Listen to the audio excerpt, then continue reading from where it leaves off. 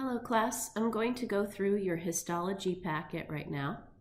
On this first slide, we're seeing a cross section through an artery, a nerve, and two veins.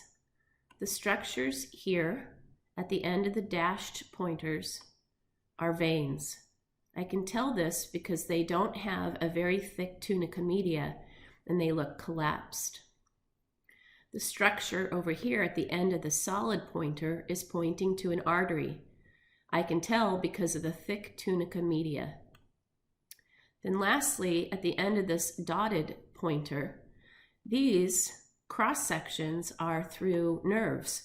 Specifically, you can see the tiny fascicles within the nerve. Going on to the next slide, we see again a cross section through an artery and a vein. The structure on the left here is an artery. I can tell because of the thick tunica media. And also, if we could look a little bit more closely, we would see a ruffled tunica intima. The structure on the right-hand side is a vein with a very thin tunica media. The arrow is pointing to adipose tissue surrounding this artery and vein. These are all adipocytes that are filled with lipids. So again, the three layers of the artery, nerve, and vein, artery and vein would be the tunica intima, tunica media, and tunica externa, or also known as tunica adventitia. This slide is showing you elastic tissue, specifically in a large artery leading away from the heart, an elastic artery. These wavy lines that you're seeing are elastin threads, and this would be found scattered in between the tunica media smooth muscle cells. So this is an elastic artery. Moving on to our white blood cells. The white blood cell at the end of the yellow pointer is a neutrophil.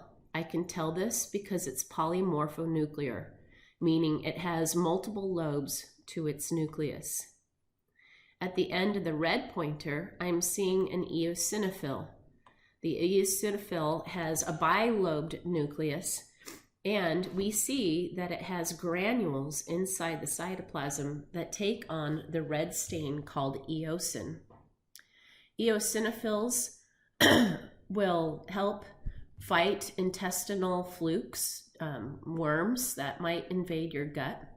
They are also important for helping to end the, excuse me, dog. Rooney, stop. They also help end inflammatory processes. At the end of the solid pointer, we see the most numerous formed element called a red blood cell.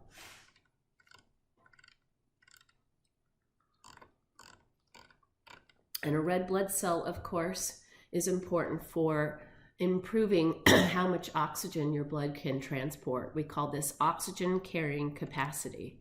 And the reason why red blood cells are good at doing that is because they are filled with hemoglobin. Moving on to our next slide, again, at the end of the green pointers, we're seeing our most numerous white blood cell, which is a neutrophil. Neutrophils are important for fighting infections. They are good, powerful phagocytic cells. They are part of your non-specific immunity. To the right, you're seeing a monocyte. Monocytes are also very powerful phagocytic cells, and when they are finished maturing, they turn into macrophages. Again, both these cell types are part of your non-specific immunity. They will engulf, ingest foreign particulate matter, but they also are good at ingesting cells that have died, like from your own body, and getting rid of the contents.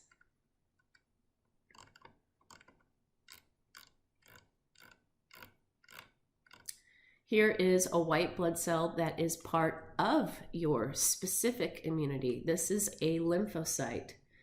Lymphocytes can be T cells and they can be B cells. Just looking at this lymphocyte underneath a microscope, I cannot tell what kind of lymphocyte it is. But your T cells are going to be part of your cell-mediated immune pathway.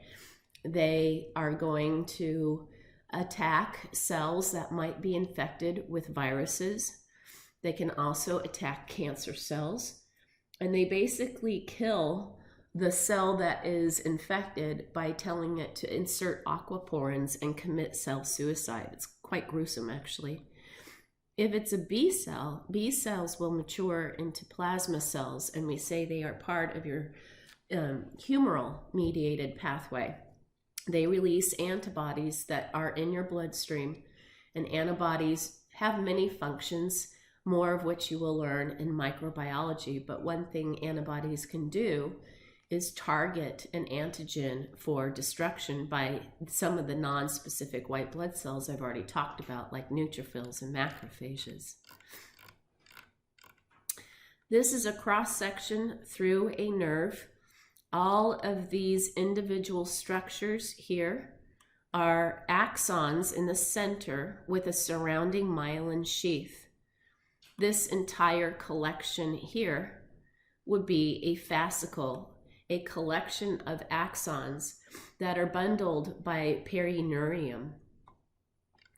So the red and blue arrows are pointing to the actual axons, and axons can be different sizes in diameter. You'll learn how it's important for a neuron, if it has a bigger diameter, to carry an action potential with greater velocity when you're in physiology. So yes, size matters for these structures. The bigger the diameter of the axon, the faster the rate of the action potential. And overall, the overall structure we're looking at is a cross-section through a nerve. And the definition of a nerve is a collection of axons outside of the central nervous system. Next, here is a transverse section through the spinal cord. The green arrow is pointing to dura mater along the outside. And the blue pointer is basically pointing to nerves that are entering the spinal cord, like a dorsal root. That's basically what you're looking at. Could also be in here maybe a dorsal root ganglion with neuronal cell bodies. We can see the butterfly-shaped appearance of the gray matter shown here on both sides. So there would be a dorsal gray horn and a ventral gray horn. What is found in gray matter? In gray matter, we're looking at non-myelinated structures. Things that aren't myelinated would be neuronal cell bodies, and some axons are not myelinated. What would be in white matter? Anything that is myelinated. Myelination makes the structure appear white. So we would be looking at myelinated axons. Here is an up-close picture of a motor, of a neuron. It's probably a motor neuron because it's quite large. And we are looking at the nervous tissue, obviously, so that's the class of tissue. Up here is the soma, or cell body. Excuse me. And in the center, we can see the nucleus. Here is the axon projecting away. And the arrow, the green arrow, is pointing at the structure called the axon hillock, where we start to first see voltage-gated channels.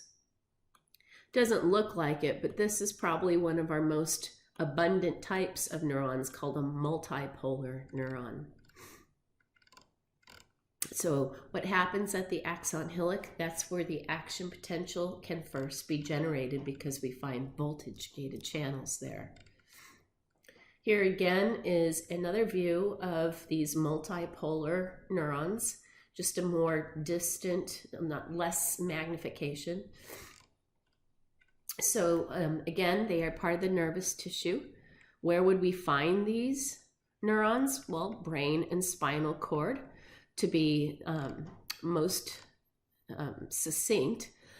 But we would find these neurons, we can find neurons in other places as well. For example, we actually can find neurons that are within your alimentary canal or your gut. Finally, we're getting to a slide showing you parts of the eye. This big pink part here is the lens, whose job it is to, its shape is changed by the ciliary body in order to focus light on the posterior part of your retina called the fovea centralis. This colored region here that I'm highlighting now is the iris. This region behind the lens would be the posterior cavity filled with vitreous humor.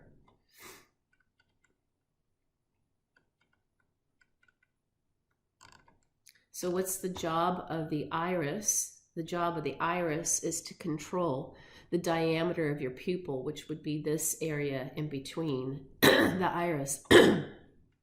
By controlling pupillary diameter, it controls the amount of light that would hit the back of the retina. This is showing you the actual layers of the retina. Down here, we see the choroid. And then here, we're starting to see layers of the retina. Down here would be the photoreceptors. This layer here would be the bipolar cells. And then up here, these are the ganglia. These are the neuronal cell bodies that make up cranial nerve number 2, or the optic nerve. What is the pathway of light past these structures? Well, first, light is going to go past the ganglia, past the bipolar cells. Finally, it's going to hit this pigmented layer and bounce back towards these photoreceptors to stimulate them. When the photoreceptors are stimulated enough, they have an action potential, and this begins the transduction pathway that's referred to in the question below. Then the action potential goes to the bipolar cells, and then it goes to the ganglion cells, and then the axons exit through the optic disc, leading to the optic nerve.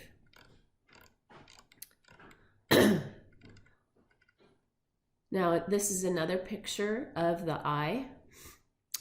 Here, we're seeing the cornea. Back here at the dotted pointer, we're seeing the sclera. The cornea and the sclera are both part of the fibrous tunic. At the end of this dashed pointer here, the black dashed pointer, we're seeing the ciliary body, and stemming from it would be suspensory ligaments that anchor into the lens. Up here, we're seeing the iris. And this space that is posterior of the iris but anterior to the lens would be the posterior chamber of the anterior cavity. The ciliary body makes aqueous humor, and the aqueous humor travels through the posterior chamber, out through the pupil, into this space, which is anterior of the iris, but behind the cornea. So the solid green arrow is showing you the anterior chamber of the anterior cavity. Please remember, another way to say anterior cavity is to say anterior segment.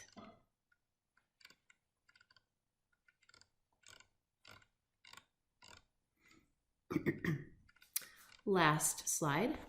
Here we have a section through your cochlea. Up here is the scala vestibuli. The black arrow is showing you the vestibular membrane. The green arrow down here is showing you the basilar membrane. The space, the soft membranous structure in between those membranes is called the scala media, or cochlear duct. The dashed pointer here is pointing to the hair cells that are part of the spiral organ of Corti. As the basilar membrane undulates from pressure waves, the hair cells are knocked into this tectorial membrane, bending them and starting an action potential that will go to your temporal lobe, where your primary auditory cortex is found, and that's the part of your brain that interprets the sounds that you are hearing.